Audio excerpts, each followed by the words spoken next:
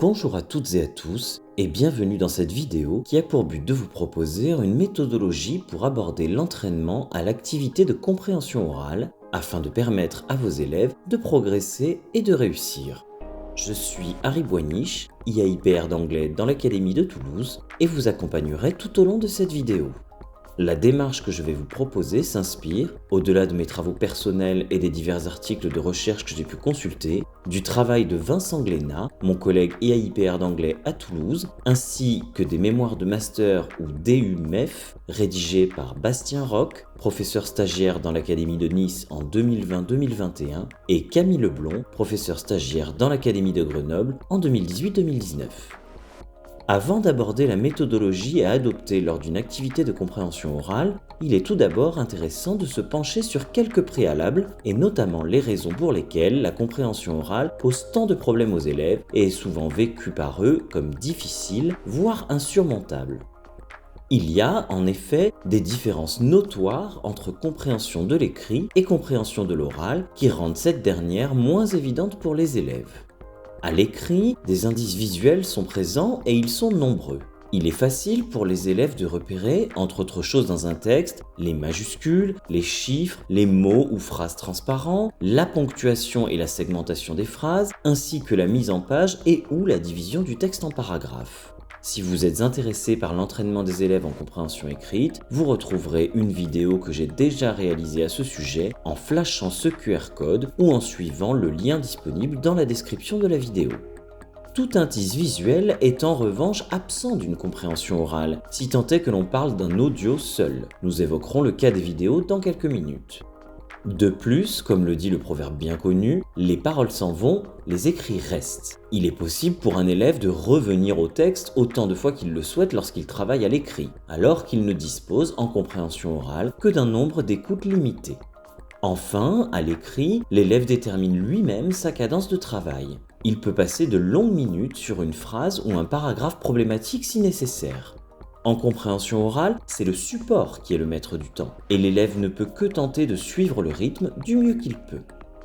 Pour couronner le tout, le discours spontané présente des phénomènes spécifiques qui désarçonnent souvent les élèves et leur posent des difficultés à segmenter la chaîne parlée.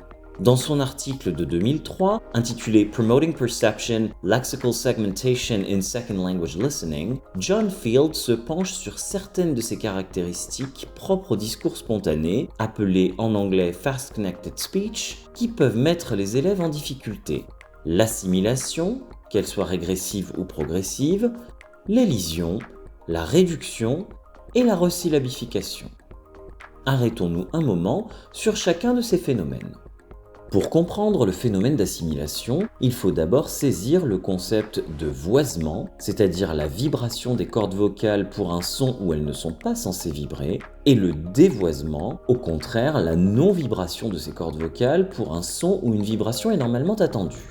L'assimilation est donc le voisement ou le dévoisement d'une consonne à cause d'un phonème environnant. Si un phonème influe sur le précédent, l'assimilation est alors dite régressive. Lorsque le phonème modifié est le suivant, elle est alors appelée progressive. Prenons quelques exemples. La prononciation de la flexion S du pluriel est la manifestation d'une assimilation progressive. Prononcer S, qui est un phonème consonantique non voisé, la flexion du pluriel se prononce Z lorsqu'elle suit un phonème voisé comme le G de dogs. Le Z est articulé de façon totalement identique au S, si ce n'est que les cordes vocales vibrent. De même, la prononciation de la flexion ED du prétérit subit également une assimilation progressive. Prononcée T, elle est voisée en D à la suite d'une consonne sonore comme le V de loved. L'assimilation ne se constate pas seulement pour ce qui est de la prononciation des flexions. La prononciation des consonnes sourdes K et S à la fin de next est modifiée par la voyelle E nécessairement voisée qui précède et s'approche des sonores G et Z. Next time. De même, le T de spot dans spotlight est coloré par la voyelle A et l'aspirante L qui l'entourent et qui sont toutes deux voisées. Il s'approche ainsi davantage d'un D, spotlight. Passons maintenant au phénomène d'élision, qui est caractérisé par la non-réalisation d'un phonème dans le but de rendre la prononciation plus facile. Le choix de police est souvent en discours spontané élidé pour donner please. Le d de friendly disparaît de même pour donner friendly. Le v de give me est élidé pour donner gimme. La réduction est un phénomène similaire dans le sens où il s'agit là aussi d'économiser des efforts lors de la prononciation, mais elle met en jeu l'utilisation de formes faibles.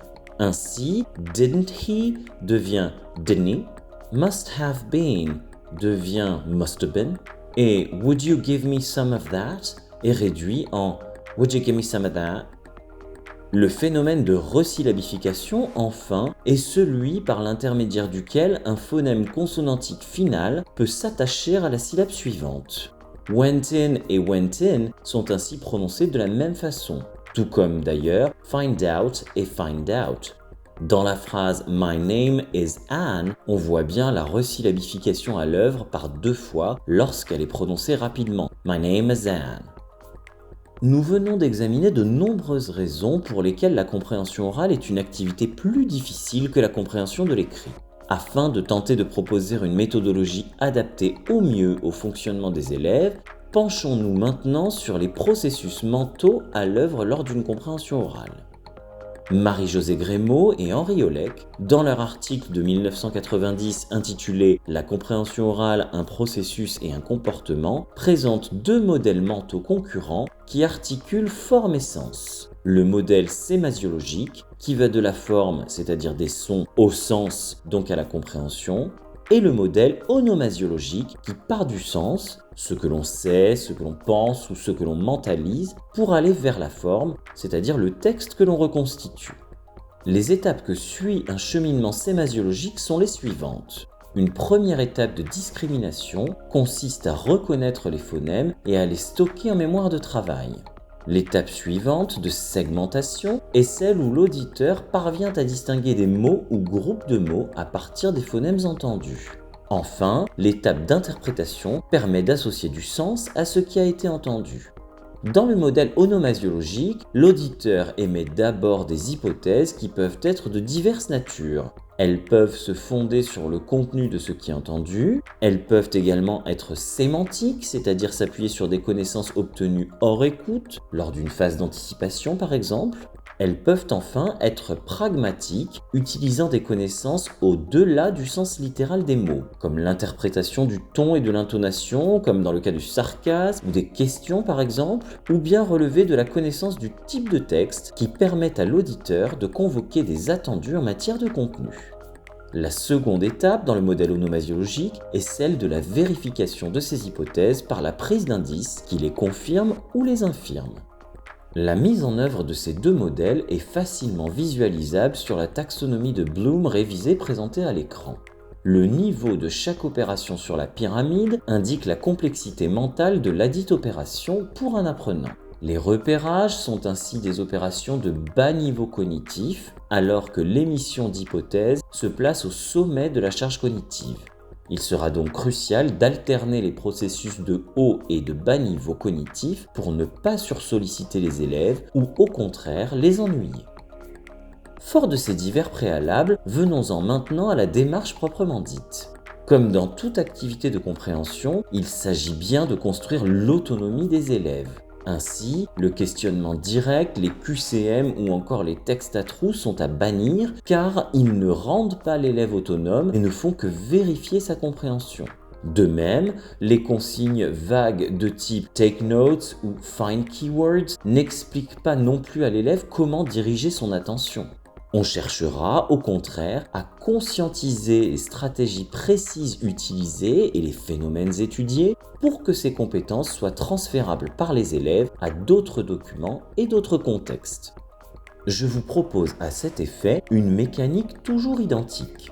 On débute par une anticipation, on poursuit ensuite par un ou plusieurs repérages qui donnent lieu à l'émission d'une ou plusieurs hypothèses que l'on confirmera ou infirmera par la suite.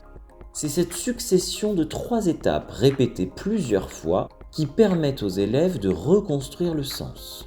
À la suite de la déduction du sens, on entraînera avec profit la compétence orthoépique, c'est-à-dire la capacité pour l'élève à produire une prononciation authentique à partir d'un support écrit, et ce à travers des exemples tirés du document étudié. Le rôle crucial de l'enseignant est donc de déterminer quels repérages sont les plus pertinents, ainsi que l'ordre dans lequel ils doivent être réalisés, permettant ainsi aux élèves d'accéder le plus facilement ou rapidement possible au sens du document. Il convient maintenant de se questionner sur le caractère individuel ou de groupe du travail réalisé lors de chacune des étapes proposées ici. L'anticipation, afin de pouvoir présenter un nombre important de points de vue, sera réalisée en grands groupes. Les repérages seront, eux, réalisés individuellement, car le travail de groupe n'apporte à cette étape aucune plus-value. L'émission d'hypothèses et la négociation du sens, c'est-à-dire la confirmation, l'infirmation et les déductions, pourront être réalisées en collectif, c'est-à-dire soit en grand groupe, soit en groupe plus restreint. L'entraînement à la compétence orthoépique sera quant à lui réalisé en grand groupe pour le signalement et l'explication des phénomènes étudiés, mais une partie pourra ensuite être réalisée en autonomie hors la classe. Nous y reviendrons un peu plus tard. Détaillons maintenant chacune des étapes proposées, en commençant par celle qui est réalisée avant l'écoute, l'étape d'anticipation du contenu. L'anticipation, si l'on devait en donner une définition, consiste à mobiliser le connu des élèves pour leur permettre d'aller vers l'inconnu. Il est donc logique de fournir quelque chose de parlant pour que les élèves puissent commencer à mobiliser leurs acquis. Au minimum un titre, mais pourquoi pas une image ? Comme nous l'avons vu précédemment, l'anticipation sera l'occasion de faire émettre aux élèves des hypothèses sémantiques qui seront confirmées ou infirmées lors de la première écoute. Il est nécessaire ici d'évoquer le cas des vidéos. En effet, dans un document vidéo bien choisi, qui ne contient pas uniquement des images dites d'illustration, l'image soutient la compréhension. Il peut donc être judicieux d'exploiter celle-ci avant l'écoute lors d'un visionnage sans le son. Attention, les images d'une vidéo ne sont toutefois pas toujours le repérage le plus facilitant pour entrer dans le sens du document. C'est, rappelons-le, à l'enseignant de déterminer la nature et l'ordre des repérages que les élèves devront réaliser selon le document étudié. Si tant est que l'exploitation de la piste vidéo peut se révéler profitable, il sera intéressant de faire échafauder des hypothèses sur les personnages, que dit leur apparence sur leur classe sociale, que disent leurs mimiques et expressions du visage sur leur état émotionnel. Le lieu est-il identifiable? Peut-on déduire un pays, une aire géographique qui serait concernée? L'époque, la vidéo est-elle contemporaine? Fait-elle référence à une époque datée? Le sujet, y a-t-il une thématique récurrente qui traverse les images vues?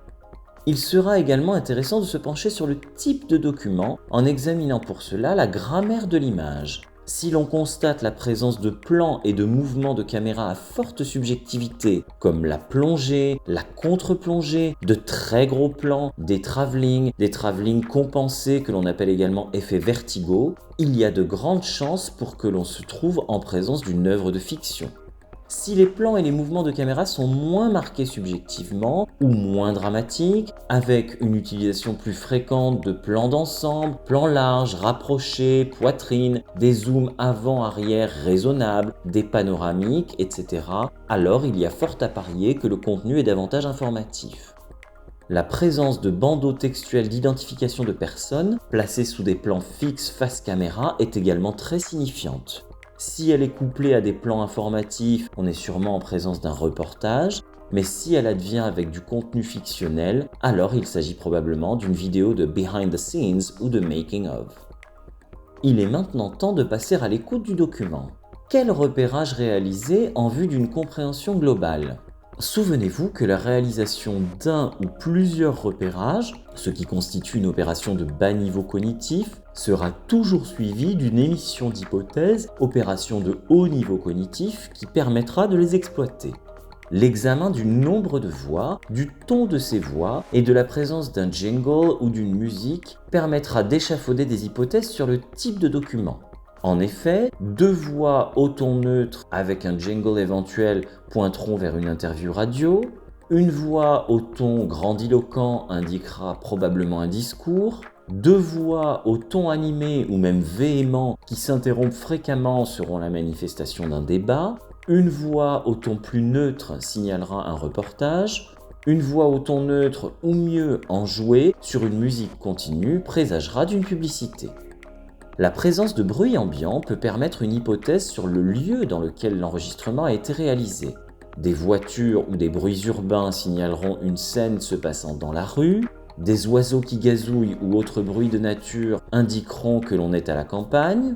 Des applaudissements pourront dénoter un événement se passant dans une salle avec du public, de type conférence, colloque, etc. La présence de musique sera intéressante pour pouvoir juger de la segmentation du document. En effet, chaque changement dans la musique peut signaler une nouvelle partie de celui-ci. Il est presque certain que le document comportera des mots répétés, c'est-à-dire des mots qui y figurent au moins 3 ou 4 fois. Ce sont sûrement, pour le document, des mots importants et ils permettent ainsi de dresser des hypothèses quant au sujet de l'audio. Il sera utile pour les élèves de les arranger dans une phrase qui permettrait de résumer l'audio afin que celle-ci puisse être confirmée ou infirmée à l'écoute suivante. Si les élèves ont plusieurs idées, il pourra être judicieux de faire élaborer plusieurs phrases résumées, contenant chacune l'intégralité des mots répétés repérés à la première écoute, permettant ainsi un choix à l'écoute suivante. Il est, à ce stade, utile d'évoquer le cas des chansons qui sont à traiter davantage en compréhension écrite, car comme la poésie, le théâtre et les discours, elles ne relèvent pas du discours spontané. Leurs paroles ont été écrites pour être ensuite oralisées. Il est tout de même intéressant d'étudier ce qu'apporte justement cette oralisation en jugeant de la tonalité majeure ou mineure de la musique qui permettra d'émettre une hypothèse sur l'émotion véhiculée par la chanson. Une tonalité majeure indiquera un texte gai, plein d'espoir, alors qu'une tonalité mineure signalera une chanson triste dont le chagrin est manifeste. Lors des écoutes suivantes, et dans le but d'accéder à une compréhension plus détaillée, il sera utile de faire repérer les mots accentués qui sont entendus. Pour rappel, ces mots sont prononcés à un volume plus élevé, sont d'une durée plus longue, et la voix est, pour eux, plus aiguë ou au perché. Si le thème ou le sujet du document n'a pas été repéré précédemment, alors les champs lexicaux en présence pourront très sûrement l'éclairer. Par exemple, un audio traitant de bullying alliera des mots accentués se rapportant aux champs lexicaux de l'école et de la violence. Ces mots accentués permettront également la reconstruction plus fine du sens. Les élèves pourront échafauder des hypothèses de contenu en les prenant pour support. Il me paraît important de considérer un instant la disposition physique de la prise de notes de ces mots accentués qui peut prendre diverses formes selon le profil et les affinités cognitives de l'élève. Une carte mentale, un schéma, un graphique, l'utilisation de diverses couleurs, etc. Il existe toutefois une façon simple de prendre des notes lors de l'écoute. Le relevé des mots accentués peut se faire dans l'ordre en laissant des blancs proportionnels à ce qui n'est pas compris. Cette disposition de la prise de notes présente un triple avantage. Elle n'appelle pas de processus mental d'organisation du contenu relevé concomitant au relevé lui-même, ce qui permet de ne pas surcharger cognitivement les élèves dans le cadre d'un exercice déjà bien difficile. Il est, avec cette disposition, très facilement possible d'insérer d'autres mots accentués au bon endroit lors des écoutes suivantes. Enfin, cette disposition permet également de matérialiser des points de coupe qui permettront aux élèves de segmenter le flot de parole et donc d'aider leur compréhension. Ces coupes sont souvent repérables par une intonation descendante signalant une fin de phrase. Attention, cet indice ne fonctionne pas pour ce qui est des questions fermées, qui ont une intonation montante, mais également par un blanc, une pause, un silence, un changement de locuteur, ou la répétition d'un même mot accentué qui signifie qu'il y a sûrement eu un changement de phrase. Il est en effet rare de reprendre 2 fois la même idée dans la même phrase. À la suite des écoutes vient la phase de reconstruction du sens à partir des repérages effectués. Il est utile, avant d'examiner comment celle-ci pourrait se dérouler, de faire une distinction claire entre les conditions d'un entraînement à la compréhension orale et une évaluation de celle-ci.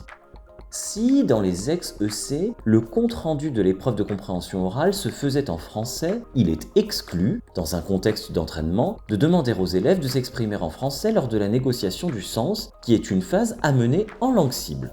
On est en effet à l'articulation entre les compétences de réception et les compétences de production et d'interaction. De même, hors situation d'évaluation, il n'est pas utile de laisser 10 minutes aux élèves pour produire un compte-rendu, mais plutôt de passer directement à la phase suivante de négociation du sens afin que chacun puisse réagir et produire à propos du document étudié. L'enseignant n'aura, justement dans cette phase de reconstruction du sens, qu'une présence assez limitée, laissant ainsi la part belle à la négociation entre élèves. Il encouragera le débat entre élèves à partir des relevés effectués à l'aide de sollicitations minimales de type « What did you understand ?» ou bien « What do you think ?» sans sanctionner positivement ou négativement les réponses des élèves pour ne pas constamment faire revenir l'échange à lui, mais en sollicitant plutôt avec les mêmes relances un autre élève. Il veillera à outiller les élèves pour qu'ils puissent s'exprimer de façon simple à propos de leur déduction, avec des amorces de type I think that, I believe that, I understand that, I can deduce or infer that. D'autres amorces de type I agree, I don't agree, I disagree, I beg to differ, etc. Ainsi que des mots de liaison de cause comme because, since, for, pour que les élèves puissent justifier leurs hypothèses, leurs déductions ou leurs positions. Si besoin, l'enseignant évitera que le groupe ou la classe ne s'engage dans un raisonnement erroné, et ce sans refuser directement d'hypothèse, mais en pointant plutôt une incohérence avec un autre élément relevé précédemment ou ensuite. Enfin, il prendra soin de consigner sous forme de traces écrites les énoncés produits par les élèves à propos du document, en les ayant éventuellement enrichis, complexifiés et fait répéter. Le sens reconstruit, il s'agira de passer aux activités de post-écoute basées sur les travaux de Richard Caldwell, repris par Alain Diana dans son article de 2010 intitulé « Enseigner l'écoute, phonétique, phonologie et compréhension du discours spontané en anglais ». Diana suggère en effet l'étude en classe de fragments très courts du document, n'excédant pas 1 à 2 secondes. Ce travail se poursuivra avec profit à la maison en autonomie.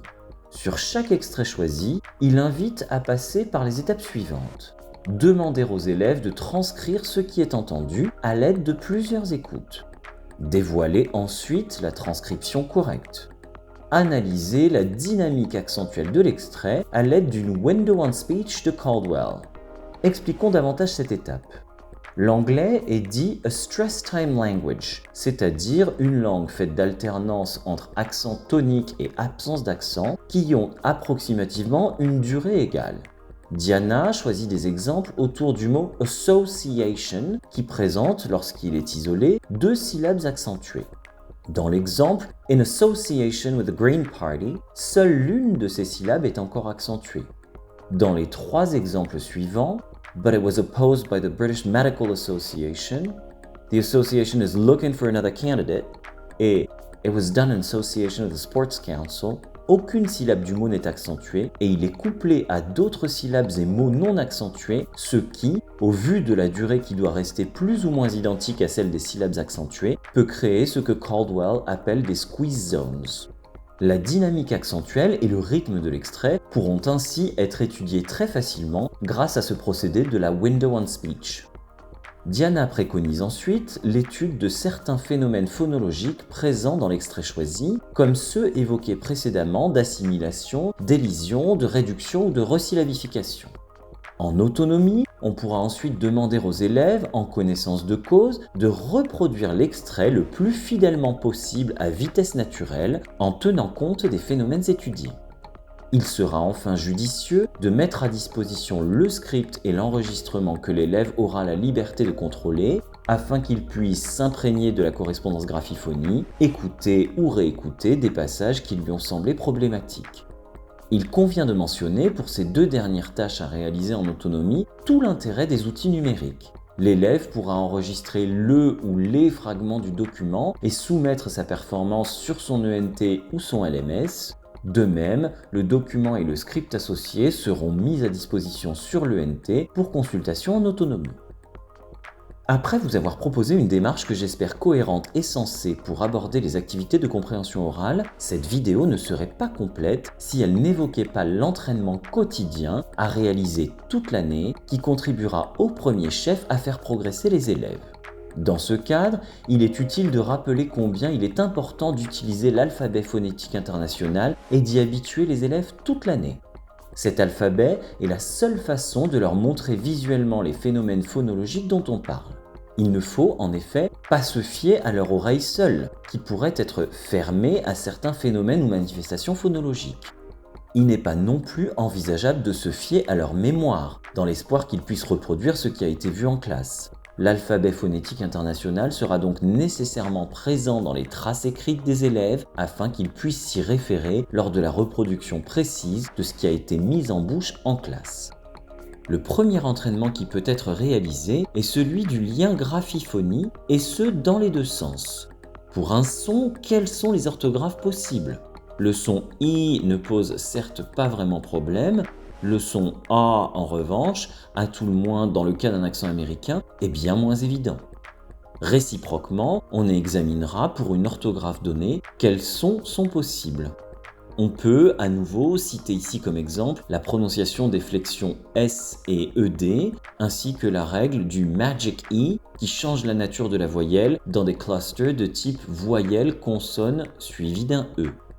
Ce travail sur le lien graphie-phonie pourra également être réalisé à l'examen des rimes en poésie, même avec des poèmes très simples comme les limericks. Des règles simples peuvent être, au cours de ces divers travaux, dégagées avec les élèves, peut-être à consigner sur une page en fin de cahier pour pouvoir s'y référer régulièrement. En autonomie, il peut également être très profitable pour les élèves de regarder films et séries en VO, sous-titrés VO pour malentendants. Le gros de la compréhension étant assuré par l'image, les élèves s'imprègnent au passage du lien graphie-phonie grâce à des sous-titres fidèles au dialogue entendu. Pour travailler l'accent de mots, on pourra s'employer à traiter les mots transparents qui, en réalité, le sont à l'écrit mais absolument pas à l'oral. Les élèves ont donc tendance à les prononcer de façon erronée, similairement à ce qu'ils auraient fait en L1. Des activités de répétition individuelle et ou chorale sont certes possibles, mais il est absolument nécessaire de se détacher de l'écrit pour produire entre autres un schéma accentuel correct, sans quoi la prononciation reste erronée pour beaucoup.